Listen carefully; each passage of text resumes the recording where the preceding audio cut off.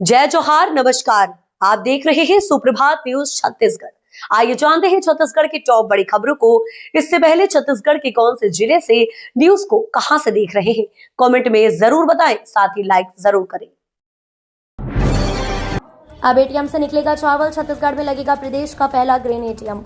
छत्तीसगढ़ में सार्वजनिक वितरण प्रणाली को आधुनिक और पारदर्शी बनाने की दिशा में बड़ा कदम उठाया जा रहा है। अब बैंक एटीएम की तर्ज पर ग्रेन एटीएम के जरिए राशन वितरण की तैयारी है। पायलट प्रोजेक्ट के तहत राजधानी रायपुर के शास्त्री मार्केट क्षेत्र में प्रदेश का पहला ग्रेन एटीएम लगाने की योजना बनाई गई है, जिससे उपभोक्ताओं को लंबी कतारों से राहत मिलने की उम्मीद है। खाद्य विभाग इस नई पहल के जरिए राशन वितरण प्रक्रिया को पूरी तरह डिजिटल बनाने की दिशा में काम कर रहे हैं।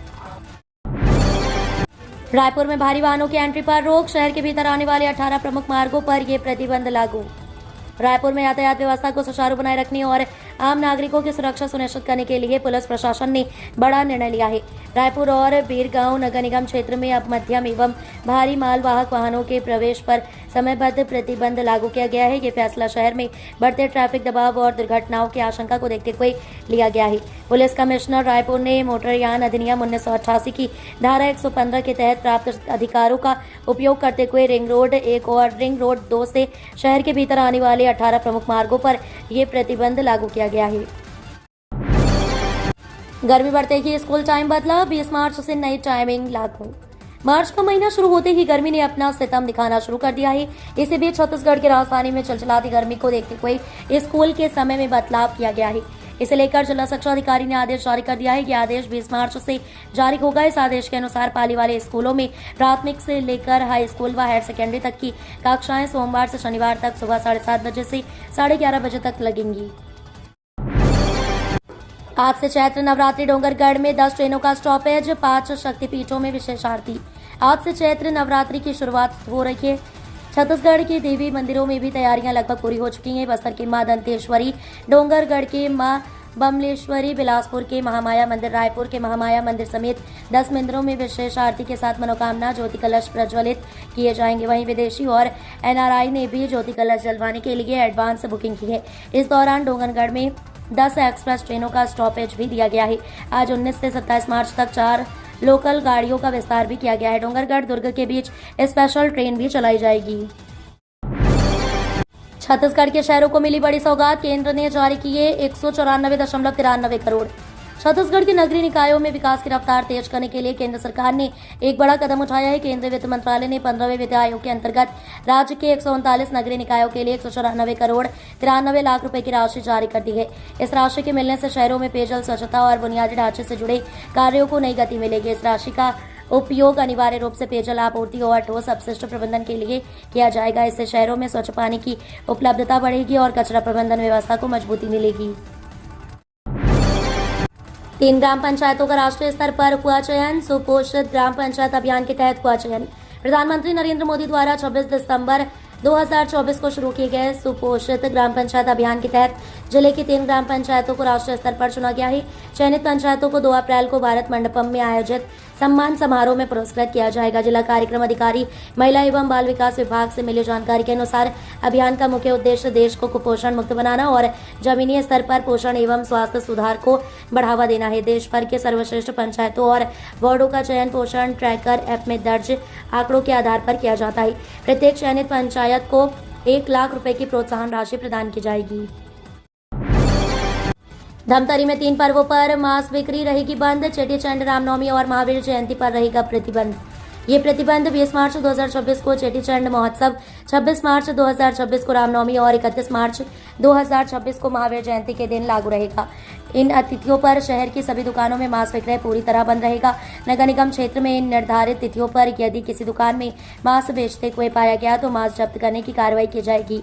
संबंधित व्यक्ति के खिलाफ नियमानुसार कानूनी कार्रवाई भी की जाएगी। महापौर रामू रोहरा ने अधिकारियों को आदेश का कड़ाई से पालन सुनिश्चित करने का निर्देश दिया है। इसके लिए सफाई विभाग के सुपरवाइजर और संबंधित अधिकारी अपने अपने क्षेत्रों में लगातार निरीक्षण करेंगे। रायपुर को मिलेगा नया रिवर फ्रंट, खारून किनारे 84 करोड़ की बड़ी परियोजना को मंजूरी। राजधानी रायपुर के विकास को नई दिशा देने वाली खारून रिवर फ्रंट परियोजना को शासन ने हरी झंडी दे दी है। लोक निर्माण विभाग ने इस महत्वाकांक्षी योजना के लिए 84.15 करोड़ रुपए की प्रशासकीय स्वीकृति प्रदान की है। इसके साथ ही खारून नदी के तट को आधुनिक स्वरूप देने की तैयारी तेज हो गई है। ये परियोजना शहर के सौंदर्यीकरण के साथ साथ पर्यटन को बढ़ावा देने में अहम भूमिका निभाएगी। खारून नदी के किनारे घाटों का विकास किया जाएगा, जिससे धार्मिक गतिविधियों में लोगों को बेहतर सुविधाएं मिलेंगी। छत्तीसगढ़ बोर्ड परीक्षा 12वीं हिंदी पेपर लीक पर रायपुर पुलिस सख्त, जांच में जुटी साइबर टीम। छत्तीसगढ़ माध्यमिक शिक्षा मंडल की कक्षा 12वीं की हिंदी बोर्ड परीक्षा का प्रश्न पत्र लीक होने के मामले में रायपुर पुलिस ने सख्त रुख अपनाया है। परीक्षा से पहले सोशल मीडिया पर पेपर वायरल होने की सूचना मिलते ही पुलिस ने तुरंत कार्रवाई करते हुए सिटी कोतवाली थाने में मामला दर्ज कर लिया है और पूरे नेटवर्क की जांच शुरू कर दी गई है। जानकारी के मुताबिक 14 मार्च 2026 को आयोजित हिंदी विषय की परीक्षा से पहले एक हस्तलिखित प्रश्न पत्र सोशल मीडिया प्लेटफॉर्म पर तेजी से वायरल हुआ था। इस मामले में मंडल के संबंधित अधिकारी की शिकायत और मीडिया रिपोर्ट्स के आधार पर पुलिस ने संज्ञान लिया और जांच प्रारंभ की। सीएम योगी आदित्यनाथ असली हिंदू नहीं है, शंकराचार्य अविमुक्तेश्वरानंद ने दिया बड़ा बयान।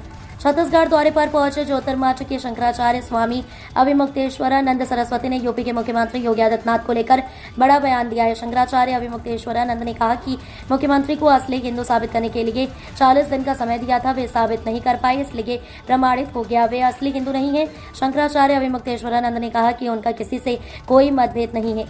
हाँ, लेकिन कोई गाय के संरक्षण की बात कहकर वोट लेगा तो और वह गौ रक्षा नहीं कर पाएगा तो बिल्कुल इसके विरोध में आवाज उठाएंगे। छत्तीसगढ़ में नियमित नहीं होंगे अतिथि शिक्षक, स्कूल शिक्षा मंत्री विधानसभा में बोले प्रावधान नहीं। छत्तीसगढ़ में अतिथि शिक्षकों को नियमित नहीं किया जाएगा। स्कूल शिक्षा मंत्री ने विधानसभा में बताया कि अतिथि शिक्षकों के नियमितीकरण का कोई प्रावधान नहीं है। छत्तीसगढ़ विधानसभा के बजट सत्र में प्रश्नकाल के दौरान शिक्षा व्यवस्था खासकर अतिथि शिक्षकों के मुद्दे पर जमकर हंगामा हुआ। विपक्ष ने अतिथि शिक्षकों के नियमितीकरण और मानदेय को लेकर सरकार को घेरा। स्पष्ट जवाब नहीं मिलने पर विपक्ष ने विधानसभा से वॉकआउट कर दिया। पुराना महापौर बंगला बनेगा, ईडी का दफ्तर, नगर निगम की एमआईसी बैठक में मंजूरी। राजधानी रायपुर में अब प्रवर्तन निदेशालय का पता बदलने वाला है। शहर के सुभाष स्टेडियम के पास स्थित पुराना महापौर बंगला अब ईडी का दफ्तर बनेगा। दरअसल ईडी ने अपने रीजनल ऑफिस के लिए करीब 4000 क्वार्टर फीट जगह मांगी थी। इसके बाद नगर निगम की एमआईसी बैठक में खाली पड़े पुराने महापौर बंगले को ईडी को देने का फैसला लिया गया। पुराना महापौर बंगला काफी समय से खाली पड़ा है, लेकिन अब इनमें रौनक लौटेगी। रायपुर पुलिस कमिश्नरेट के लिए भी एमआईसी की बैठक में बड़ा फैसला हुआ है। कोटा मुक्तिधाम के सामने बने सामुदायिक भवन को अस्थायी ऑफिस के तौर पर देने की मंजूरी दी गई है। 30 मार्च को आएगा रायपुर नगर निगम का बजट, प्रस्तावों पर कोई चर्चा। नगर निगम रायपुर का बजट 30 मार्च को आएगा। सुबह 11 बजे नगर निगम मुख्यालय भवन के सभागार में निगम के सामान्य सभा की बैठक बुलाई जाएगी। इसमें सभापति सूर्यकांत राठौर की अध्यक्षता में निर्धारित 17 एजेंडों पर चर्चा और विचार विमर्श किया जाएगा।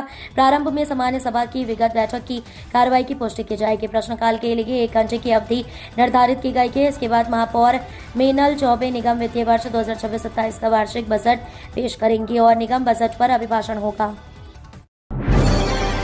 खामेनेई की मौत के बाद बिलासपुर में बवाल, हिंदू संगठनों ने किया थाने का घेराव। ईरान के सुप्रीम लीडर खामेनेई की मौत के बाद बिलासपुर में उपजा विवाद बढ़ता ही जा रहा है। हिंदू संगठन के लोगों ने बुधवार को सरकंजो थाने का घेराव किया और ठाकुर राम सिंह के खिलाफ दर्ज एफआईआर को लेकर विरोध जताया। कार्यकर्ताओं ने जमकर नारेबाजी की। तनाव के चलते बड़ी संख्या में पुलिस बल तैनात किया गया। दरअसल ठाकुर राम सिंह ने खामेनेई की मौत के बाद मिठाई बांटकर खुशियां मनाई थी और इसका वीडियो भी सोशल मीडिया पर साझा किया था। इस वीडियो में राम सिंह ने कथित तौर पर मुस्लिम समाज पर विवादित टिप्पणी की थी। वीडियो वायरल होने के बाद मामले पर बवाल शुरू हुआ। अर्बन डेवलपमेंट को रफ्तार, केंद्र ने छत्तीसगढ़ के लिए खोला 195 करोड़ रुपए का खजाना। छत्तीसगढ़ के शहरी क्षेत्रों के विकास को रफ्तार देने के लिए केंद्र सरकार ने बड़ी वित्तीय मदद जारी की है। 15वें वित्त आयोग के तहत राज्य के नगरीय निकाय को लगभग 194.93 करोड़ रुपए की राशि मिली है। इस फंड से प्रदेश के 139 शहरों में बुनियादी सुविधाओं के विस्तार और सुधार के काम तेज किए जाएंगे। मिली जानकारी के अनुसार इस राशि का बड़ा हिस्सा पेयजल और स्वच्छता से जुड़े कार्यों पर खर्च किया जाएगा। करीब 116.96 करोड़ रुपए टाइड ग्रांट के रूप में मिले हैं, जिनका उपयोग मुख्य रूप से शुद्ध पेयजल आपूर्ति और ठोस अपशिष्ट प्रबंधन को बेहतर बनाने में किया जाएगा। छत्तीसगढ़ भू राजस्व संहिता संशोधन विधेयक विधानसभा में पारित। छत्तीसगढ़ विधानसभा में बुधवार को छत्तीसगढ़ भू राजस्व संहिता संशोधन विधेयक बहुमत के साथ पारित हो गया। हालांकि इस दौरान विपक्ष ने विधेयक पर कड़ा विरोध जताया। कांग्रेस विधायक उमेश पटेल ने कहा कि बिना वित्तीय पत्रक के किसी विधेयक को पारित करना उचित नहीं है और इस संशोधन के प्रावधानों से सरकार को वित्तीय हानि की संभावना हो सकती है। उन्होंने चेतावनी देते हुए कहा कि यदि ये परंपरा बन गई है तो भविष्य में होने वाले किसी भी वित्तीय नुकसान की जानकारी विधायकों को नहीं मिलेगी और ऐसे में सदन में उस पर सही तरीके से चर्चा भी संभव नहीं होगी। जबरन मैनुअल स्कैवेंजिंग करवाने वालों पर होगी कड़ी कार्रवाई, मुख्यमंत्री विष्णुदेव साय का सख्त निर्देश। मुख्यमंत्री विष्णुदेव साय ने कहा है कि राज्य में जबरन दबावपूर्वक मैनुअल स्कैवेंजर्स का कार्य करवाने वाले व्यक्तियों पर कड़ाई से कार्रवाई की जाए। उन्होंने सीवरेज सफाई के संबंध में स्पष्ट दिशा निर्देश जारी करने के निर्देश दिए। इसके अंतर्गत केवल नगर निगम के माध्यम से अथवा पंजीकृत संस्थाओं के माध्यम से ही सीवरेज सफाई का कार्य करवाया जाए। साथ ही सफाई के दौरान सुरक्षा मापदंडों का पूरा ख्याल रखा जाना चाहिए, जिससे कोई भी अप्रिय घटना न होने पाए।